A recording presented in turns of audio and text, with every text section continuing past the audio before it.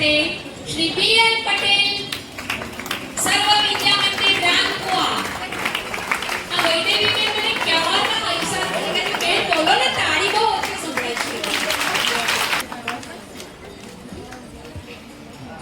પર્યાવરણ ગીત કે જે સુમધુર એક ગીત તો આપણે સાંભળ્યું અત્યારે BI ગીત ગણદેવીની સ્કૂલ દ્વારા પર્યાવરણ BL પટેલ સર્વ વિદ્યા મંદિર રાણકુવા।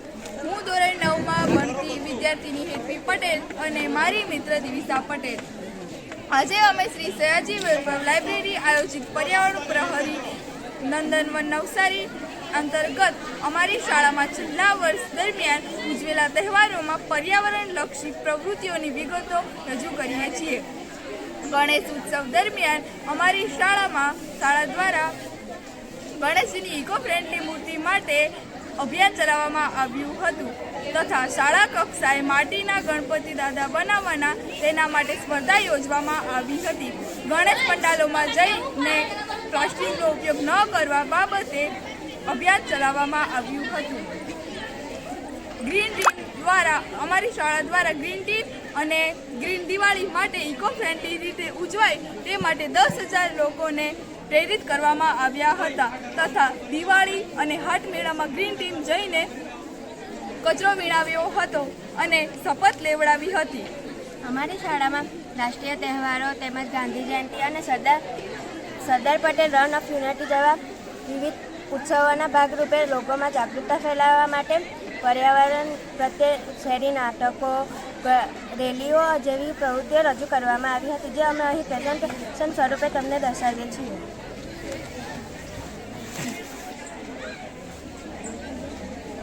આ અમે તહેવારો ઉજવેલા તેની માહિતી છે। આ પ્રેસ નોટ PPT સ્વરૂપે અહીં દર્શાવેલું છે।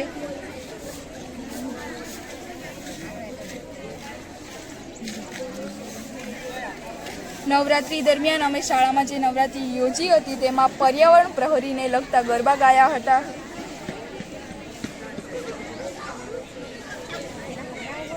હાટ મેળાઓમાં જઈને અમે પ્લાસ્ટિકની થેલીની જગ્યાએ કાપડની થેલીનો ઉપયોગ કર્યો હતો કારણ કે પ્લાસ્ટિક ખૂબ નુકસાનકારક છે।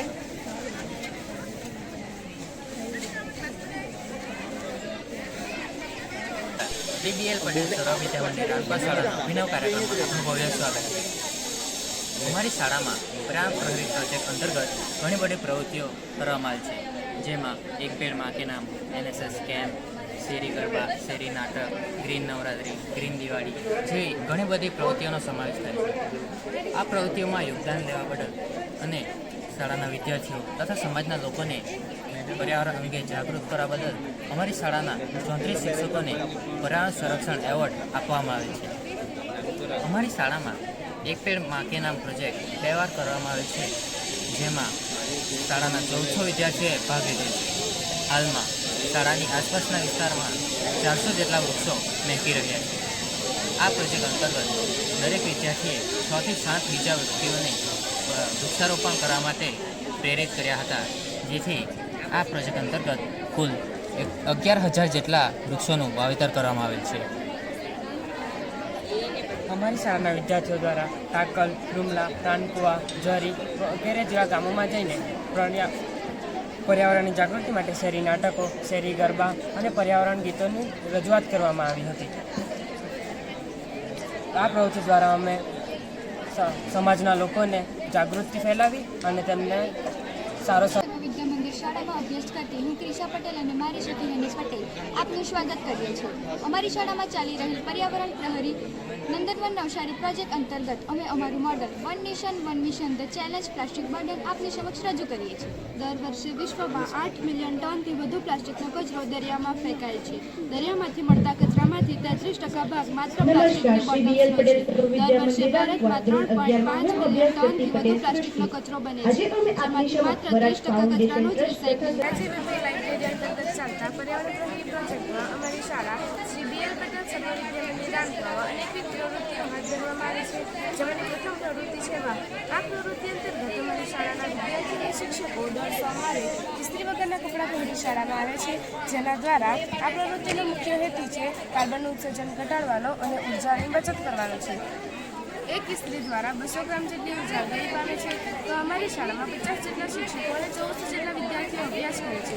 તેથી અમારી શાળા દ્વારા કુલ 38 કિલોગ્રામ જેટલી ઉર્જાની બચત થઈ શકે છે. આ ઉપરાંત જ્યારે વિદ્યાર્થીઓ ઇસ્ત્રી વગરના કપડાં પહેરી શાળામાં આવ્યા ત્યારે તેમના દ્વારા વિવિધ માનવ આકૃતિઓ તૈયાર કરવામાં આવી, જેવી કે વાહ, સૂર્ય ઉર્જા, બીએલ પટેલ સર્વ વિદ્યા મંદિર રાણકુવા, સયાજી વૈભવ લાઇબ્રેરી વગેરે જેવી માનવ આકૃતિઓ તૈયાર થઈ. બીજી પ્રવૃત્તિ છે કાપડની થેલી વાપરવાની આદત. આ પ્રવૃત્તિનો મુખ્ય હેતુ વિદ્યાર્થીઓને પર્યાવરણ પ્રત્યે જાગૃત કરવાનો અને પ્લાસ્ટિકના અતિઉપયોગને કારણે થતા પ્રદૂષણને ઘટાડવાનો છે. અમારી શાળામાં પર્યાવરણને સુરક્ષિત રાખવા માટે શિક્ષકો, વિદ્યાર્થીઓ અને સાથે સાથે વાલીઓ પણ કટિબદ્ધ થયા.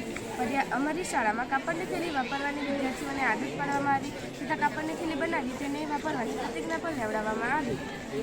અમારી શાળામાં પ્લાસ્ટિકની થેલીનો ઉપયોગ ઘટ્યો છે અને કાપડની થેલીનો ઉપયોગ કરવાની શરૂઆત કરાઈ છે. બીજી પ્રવૃત્તિ છે પીવાના પાણી માટે પ્લાસ્ટિકની જગ્યાએ સ્ટીલની બોટલનો ઉપયોગ.